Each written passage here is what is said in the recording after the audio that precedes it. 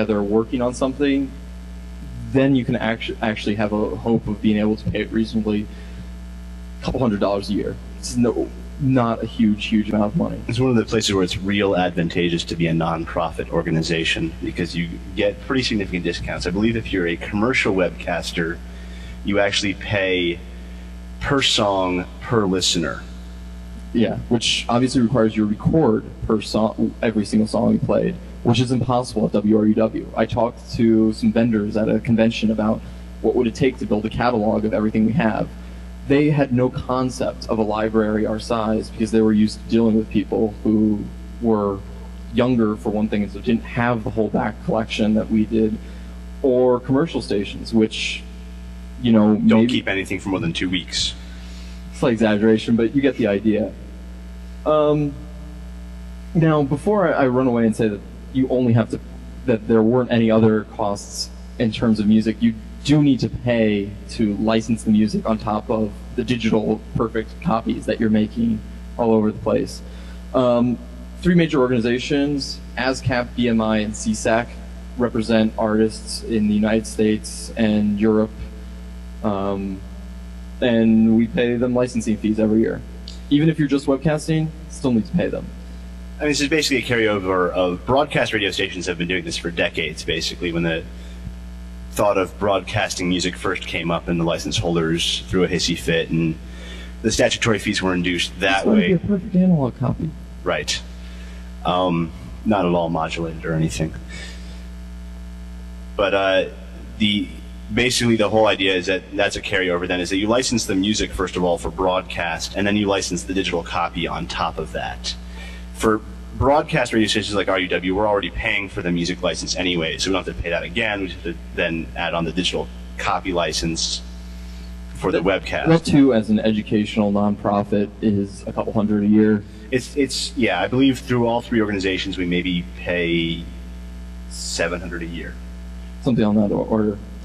And they're it's a whole ridiculous scale that they have in place to set up how you pay, how much money, and based on listeners and broadcast power and things like that. Some of them are really sneaky too. CSAC sends you bills for things that you don't need to pay on the hopes that you pay them anyway. CSAC is European artists, I think. I believe so, yes. So it's hilarious. Do you have a question? Yeah, so okay. when you get down to it, it's roughly $1,000 a year just in music costs that are associated with it. I mean, obviously, on our show, we do a lot of use pretty much exclusively Creative Commons licensed works because we like putting up archives of our shows and want them to be around forever. And when we use CC'd music, there's no chance of a license holder coming and saying, "You have our music online, you can't do that," or something like that. Basically, yeah. We have a number of organizations that are basically all linked off the Creative Commons webpage that we go to pretty regularly for, in my opinion, a rather good selection of music. And you can build a whole radio station on that if you so desired.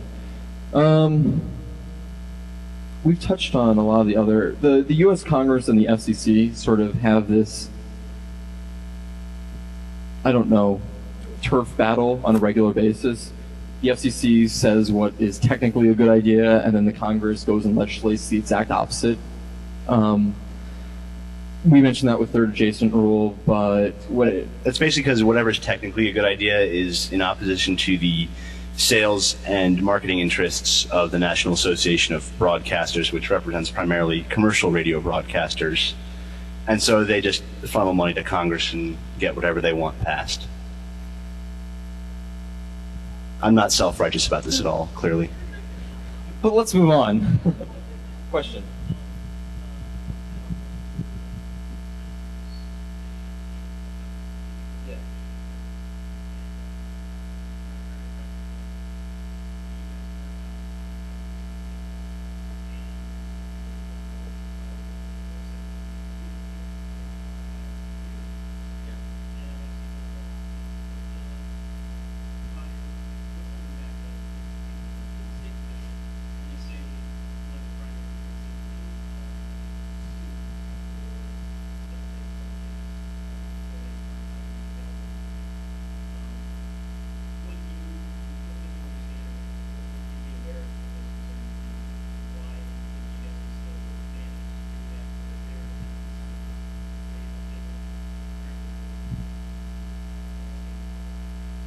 Want to handle this one, Jim? Yeah, this is an interesting issue.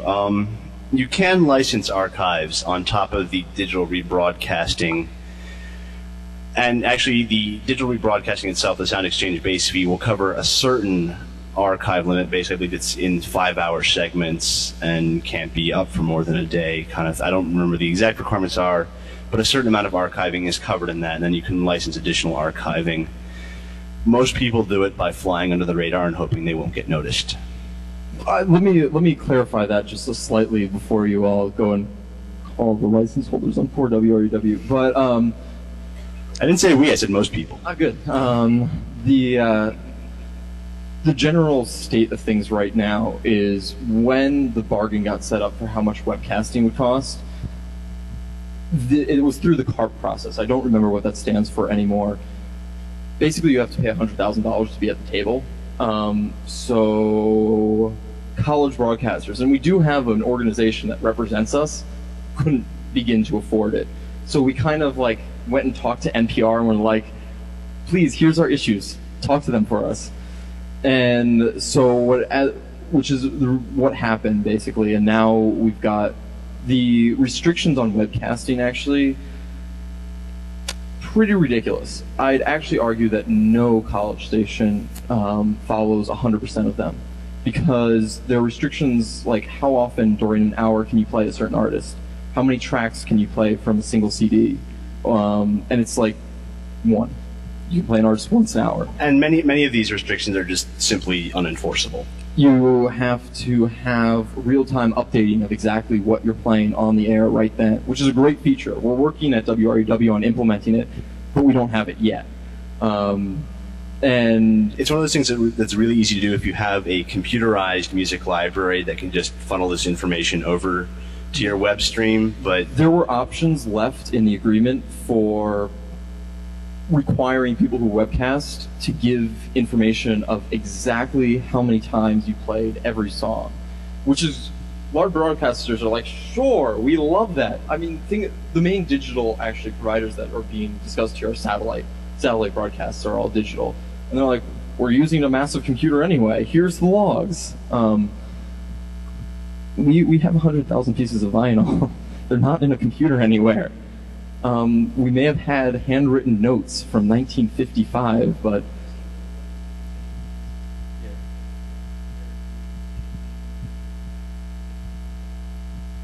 yeah. So what a lot of college stations are doing is we're putting in a good faith effort to comply as much as we possibly can.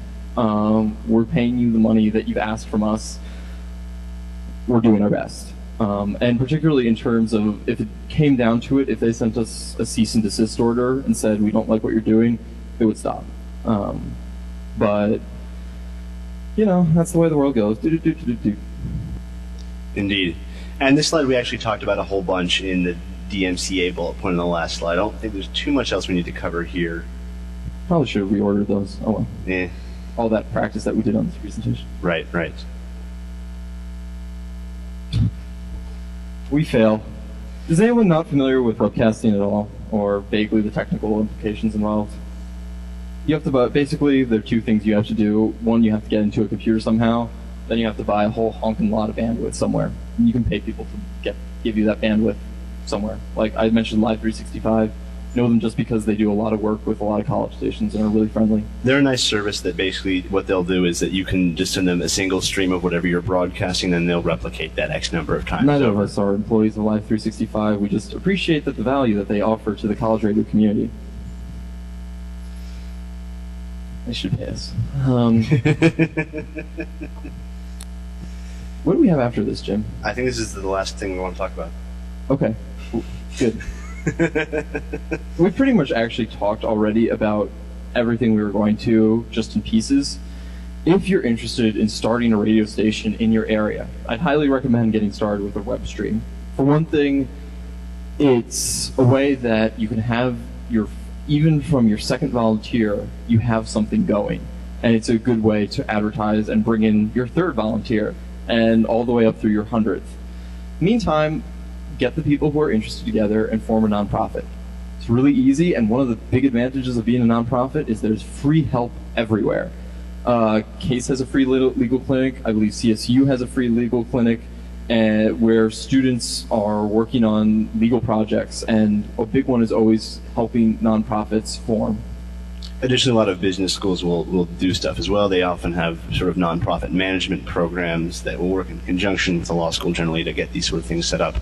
But the real advantage of setting up a nonprofit is the legal shield should problems befall you and your station. Yeah, I'm pretty sure we don't. If anyone forgot what was on the last slide, I'm sorry. We have a back button, fortunately. Good dirty lie. Found a nonprofit, get your web stream going, and in the meantime, track down someone who's technically able.